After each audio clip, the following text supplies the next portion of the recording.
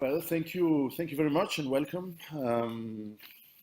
As we say in Arabic, Salam alaikum, and peace be upon you is something very important when you talk about nuclear war, of course. Nuclear war, for those of you who are young, who are born in the 80s or 90s, you probably don't remember how much it was a threat for, like, I remember being born in the 1970s. In my childhood, we lived under the constant threat of nuclear exchange between the Soviet Union and the United States. And I'm sure, Sheikh, you have the same age as my father. All of your life, you went through the history of this threat, which is not simply, when the first atom bomb was used on Japan, and the second also on Hiroshima and then Nagasaki, Joseph Stalin in Russia and Soviet Union, the leader of the Soviet Union, he at first dismissed this. He said, "Well, the Americans can destroy a city with one bomb in 1 second.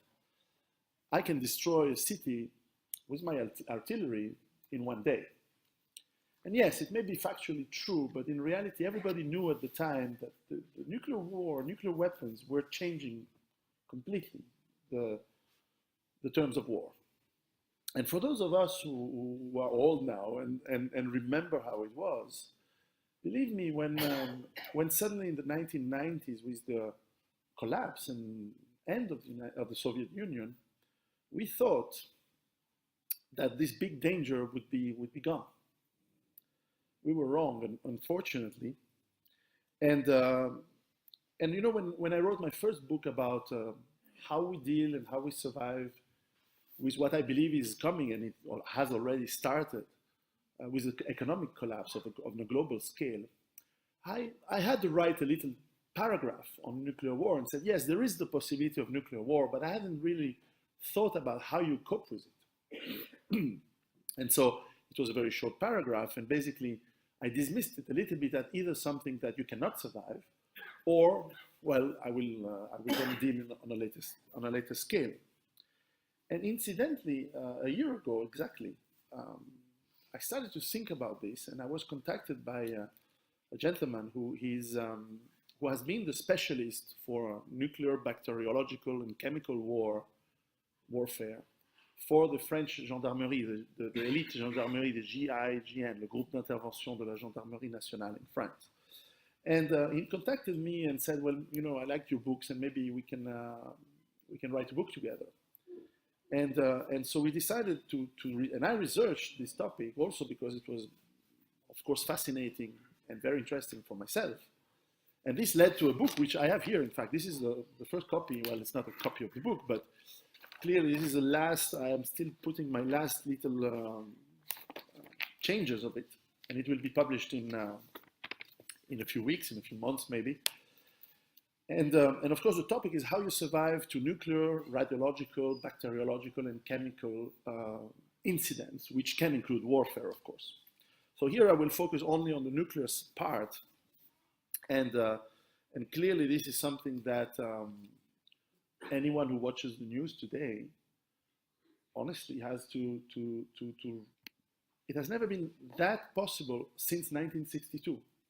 The last time we've been so close to nuclear war was 1962, when, during the Cuba crisis in October, between the 13th and I think the 19th of October of 1962, the United States Navy conducted an act of war against Cuba by making a blockade, and the Soviet sent ships to break that blockade. And during that very tense time, there was a day when one of the Russian submarines almost launched an atomic torpedo on an American nuclear carrier. And fortunately, the second in command of that submarine stopped the order and said, well, no, we need to be sure, because in fact, the submarine was attacked by an American destroyer, but they were not real depth charges. They were duds. They were not real ones. But we were very close to nuclear exchange then. And so today, what do you need to have a nuclear war? Well, first of all, you need three things. You need first of all the nuclear warheads and the vectors to bring them to your objective. You need the opportunity, which means that you need to have some advantage or some rational or sometimes irrational reason, but at least a reason that seems opportunistic to use them. And we'll talk about that. And of course, you need the political will. You need the willingness to use them. It's not something that you launch by mistake. It's something that you decide. So let's first look at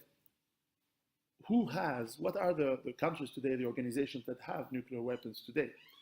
Well, clearly, they are the big military superpowers. It's obviously the United States of America. It's obviously Russia, which have thousands of nuclear warheads, much less than they used to. At the height of the Cold War in the end 70s, early 80s,